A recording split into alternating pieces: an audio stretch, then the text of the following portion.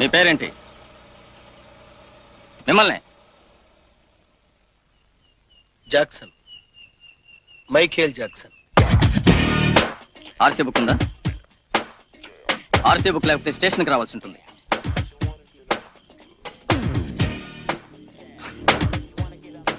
ఎవరితో మాట్లాడుతున్నావో తెలిసే మాట్లాడుతున్నావా?